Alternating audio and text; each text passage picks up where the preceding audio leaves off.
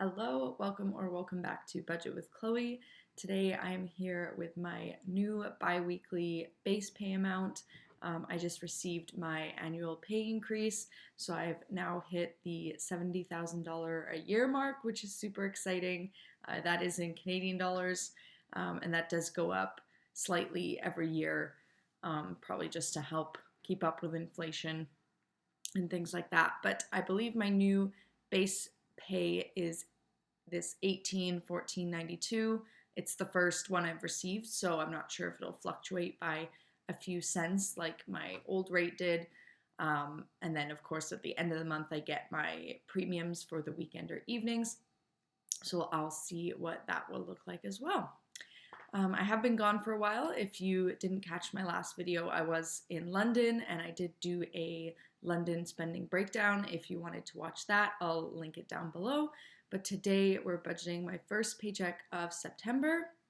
And in the background here, I am using a new spreadsheet. I was having trouble with my monthly one. I just found that it wasn't helping me figure out what I needed for groceries in that weird end of the month transition into the new month period. So I've kind of switched to a more of a budgeting by paycheck spreadsheet. So I'm going to take a look at, I'm going to try and just pay for or fund the bills that are happening before my next paycheck. I was always reluctant to do that because my month is a little bottom heavy. So a lot of my big bills come out at the end of the month, meaning I was never really sure if my second paycheck would cover all of that. So I think in this video, I will cover one bill that is for the next pay period, but I'm just trying to transition to this new method here. So I'll see how that goes, but we'll start by putting half of my portion of the mortgage in there.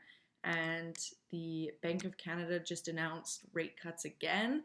So that's actually going to be going down again because I do have a variable interest rate, which frees up more money for me to fund sinking funds. So that's exciting. And then we'll go down to the internet and Peloton, and we'll fund both of those because those will be coming out. Well, Peloton, yeah, we've talked about Peloton. One of them is on one date and one's on the other. So we'll just classify that as needing to be funded now. And then we'll go over to variable expenses. So gas, I will give it the last $60 for the month. Groceries, I'm going to add $2.90 just to give myself what I think I'll need. That should be good. And then on the next paycheck, I'm going to move away from doing that $150 for my next month. And I'm going to, I think, just assign, we'll see how it goes, but I'm going to try and just look at a 2-week period rather than, saying, just a little bit at the beginning of the month. And I'll see if that works. I'm going to put $185 into utilities, and that will cover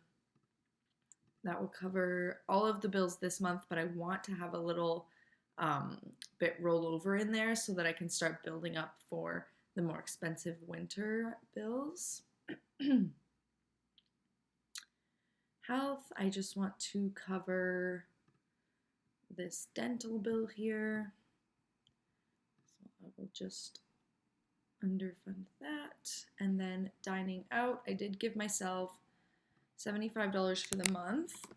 So as you can see, it's gone. I went to brunch once with my friends and then once with some coworkers. And between those two things, the money has disappeared. So that's okay. Okay, we'll go down to,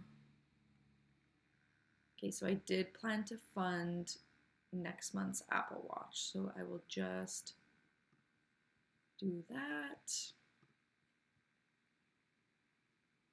All right, so go down to my sinking funds, I have changed the categories around. If you watch my last video on the London spending breakdown, you'll see that as well. I'm still not super happy with it, but I'm going to leave it for now. I'm going to cover YNAB and the credit card fee because that's going to come out soon. And we'll leave the rest for now. And then down to, I'm going to add $100 to my emergency fund. And I think for this right now, I think my plan is to just get this up to $1,000 and then work on the next month, like having a true month ahead. I guess that would make it confusing. Well, once I have money, I feel like I won't need the spreadsheets anymore because I'll just be able to use YNAB kind of as it's maybe intended, where, because oh, that's exciting. I forgot to say, I got my boyfriend to start using YNAB, and I'm so excited about that. And he's liking it. I think he's finding it easier to kind of manage his money and see visually where he needs it to be, and I think that's great. But I've kind of been helping him with that, and for him, he doesn't have the problems that I have. He knows he's going to be able to fund this month and into next month, so he's not really needing to go in a spreadsheet and kind of plan. We did look at a spreadsheet just to see what to set targets at, but once you have targets set up and you know what you can do, I feel like you don't really need a spreadsheet. So I'm looking forward to that day. But for now, I've got the spreadsheet. Eventually, we'll fill this and then work on getting a month ahead and just feel a bit more comfortable. I feel like I have oh, right, my loan. I was like, I have too much money. So we're going to cover this. This is my last loan payment. I'm so excited. I think this is a great step forward for me because hopefully I'll never need to take a loan from a bank again other than like a mortgage. So I took this 2 years ago when I was a little strapped for cash. I needed to pay a tax bill, and I just started my new job. I'd moved into my house like 6 months earlier, and it's finally going to be paid off, and I'm super excited about that. Okay, I need $50 in my gift fund. And I'm going to put it in Christmas gifts because I feel like that is the next gift period. And then the rest I plan to put into rollover. So I'm just going to throw that there. And that is this paycheck. So next paycheck is going to be filling all of the underfunded categories and my beginning of next month categories that I usually fill. I usually split one of these per paycheck, but I've looked at it on the spreadsheet and I'm able to make it work with my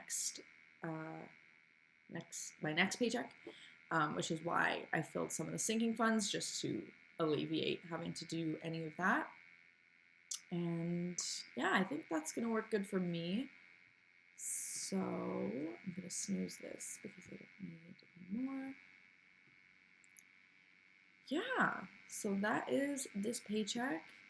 Oh, also someone used my referral code for Wealthsimple, which I believe is only available to Canadians. So sorry to my American viewers, but Wealthsimple is a platform where I hold my TFSA, my tax-free savings account.